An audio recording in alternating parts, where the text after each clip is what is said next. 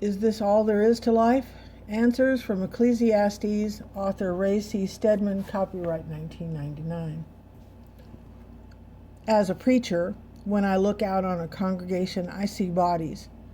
They reveal certain things. Some are interested, some are asleep.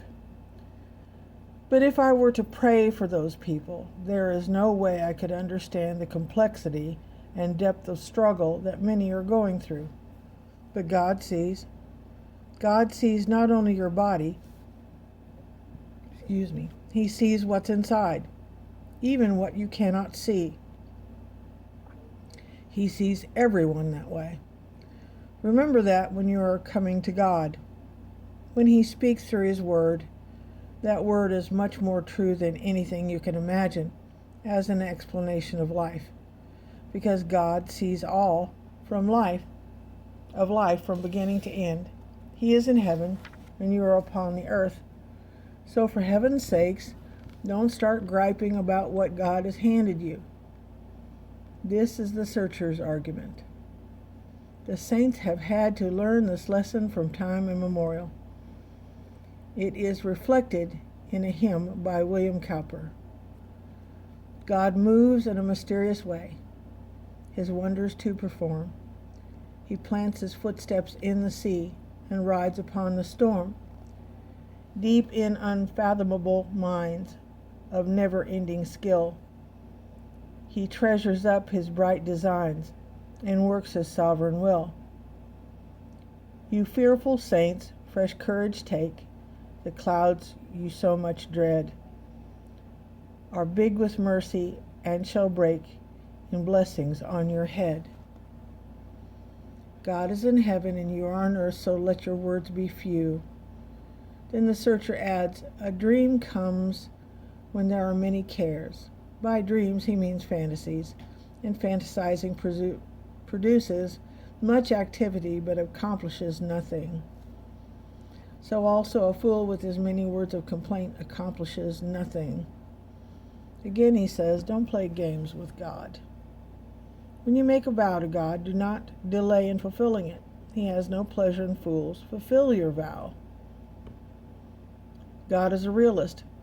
He never plays games with us. He sees things the way they really are, and He tells us the way they are. God expects us to carry out our word when we give it.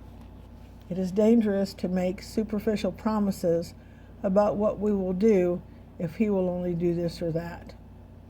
He hears our promises, and He takes us at our word. There is a penalty when we do not keep it. This warns us to be very careful about what we promise God. Do not make rash vows, for He is not pleased with fools. In fact, the searcher goes on to say, it is better not to vow than to make a vow and not fulfill it. Do not let your mouth lead you into sin, and do not protest to the temple messenger, the priest or pastor, the representative of God. My vow was a mistake.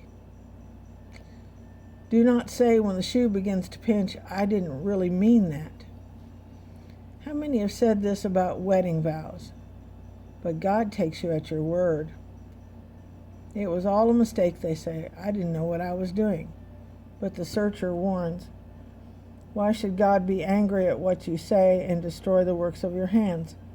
Much dreaming and many words are meaningless. Therefore stand in awe of God. Ecclesiastes 5:6-7. We are dealing with the author of life itself. He holds our lives in the palm of His hands.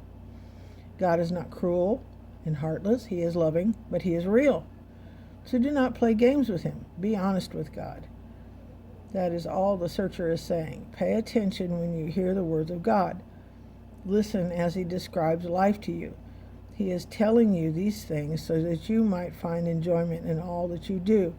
Third, value government, for it too is from God. If you see the poor oppressed in a district, and justice and rights are denied, do not be surprised at such things. In brackets it says, do not be angry and bitter over this, for one official is eyed by a higher one, and over them both are others higher still.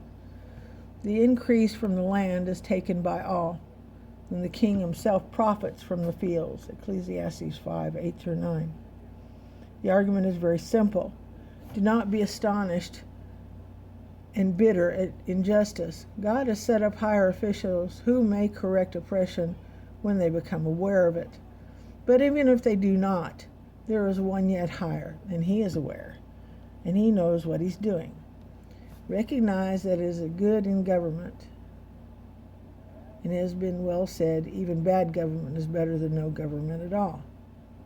We cannot live in anarchy. Even worse kind of government is better than no government, so value it. Such an attitude will greatly help in dealing with the problems of life. Of course, in this case, half of our political government is atrocious. The other half may be salvageable. Finally, the searcher deals with a fourth circumstance. Most people feel that if they could only get rich, they could handle the pressures better. The searcher examines that more closely in verses 10-17. Whoever loves money never has money enough. Whoever loves wealth is never satisfied with his income. This too is meaningless. First, money will not satisfy, for money does not leave you feeling full and enjoying life. There is plenty of testimony of that today from rich and the popular. Second, as goods increase, so do those who consume them. And what benefit are they to the owner except to feast his eyes upon them? If you do get rich, you will soon discover that a crowd of parasites will gather around you to spend your money for you. You will get nothing out of them but expense. He develops this further. The sleep of a laborer is sweet, whether he eats little or much, but the abundance of a rich man permits him no sleep. Ecclesiastes 5:12. Another disadvantage of having money is that you worry about how to take care of your property. Stay awake nights stewing about how to keep what you have. There is still a third disadvantage. I have seen a grievous evil under the sun, wealth hoarded to the harm of its owner, or wealth lost through some misfortune, so that when he has a son, there is nothing left for him. Ecclesiastes 5:13-14. You can lose riches too. They can disappear overnight. Turn of the wheel, drop in the Dow Jones average, and your fortune is gone, and your family may well suffer with you. Finally, riches will not survive death, but you will.